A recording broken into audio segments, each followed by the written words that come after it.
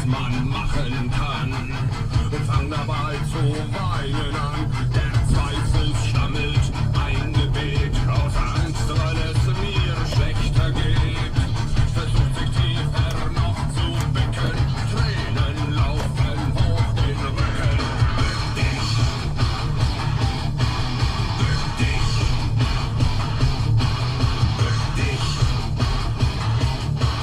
Bück dich.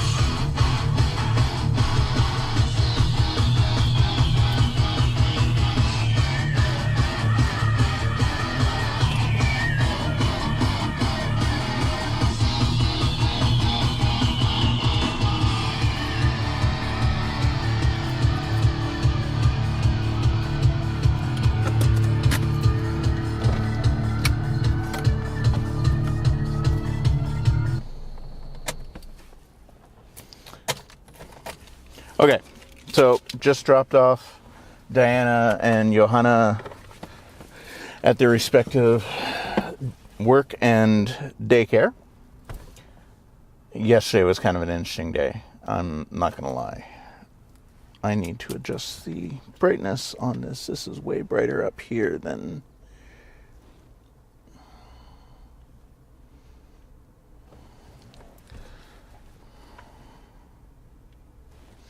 There we go.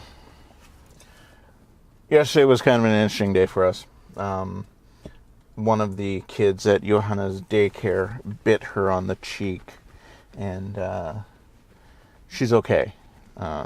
Didn't break the skin or anything, but it just kind of traumatized her a little bit. Sunglasses are filthy. There we go. Okay, so one of the things that has come up repeatedly over the last, years for me, is people complaining that they have nothing to photograph in their area. And this came up on Nick Expo's live stream there a few weeks ago as well. And people were just saying that in their hometown, there's just nothing to photograph. And personally, that is nothing but BS. Pure 100% BS. There is always something to photograph in your area. You just have to look for it. You just have to do something about it.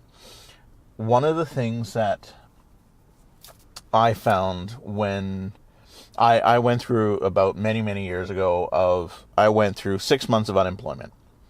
And I made it my mission to, during this time of unemployment, I went out and photographed as much as I could in my area, because there were so many areas just I hadn't explored. I hadn't gone to go see. New areas are being built up. There's always something new. And so I basically took on this challenge to go look at everything in my hometown with fresh eyes, like I was on vacation. Like when you go on vacation, you're looking at the things that you're seeing for the first time, and you see it with wonderment.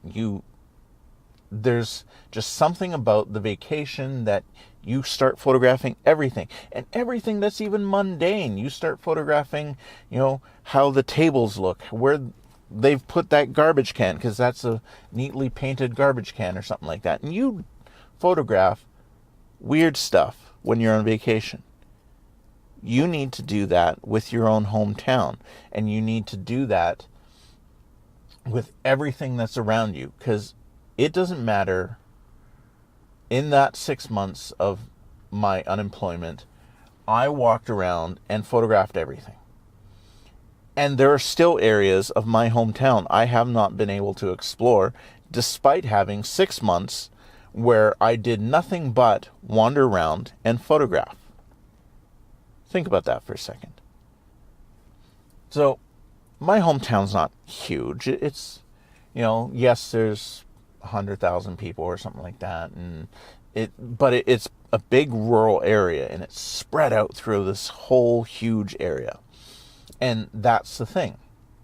Whether you live in a small town, population 200, but it's rural and it's really spread out, I guarantee you have not explored every square inch of your town. So there's something that you can photograph. no matter where you are, what you're doing. You live in a hugely densely populated city, millions of people, there's always something to photograph because everything's changing every day. There's new buildings being built, there's streets being built, there's streets being changed, they're upgrading. Even if you have explored, and I guarantee you haven't, there's new stuff every day for you to go back and photograph all over again. And that's kind of my point here, is that no matter where you are, who you are, you have not photographed everything, and there is something for you today to go out and photograph. You just have to look at it with the right eyes, with the right mindset. I hear people complaining all the time. People come into me in my store, and they're like, there's nothing for me to photograph around here. BS. Absolute BS. Because there always is. Go out there and photograph something amazing today. Okay?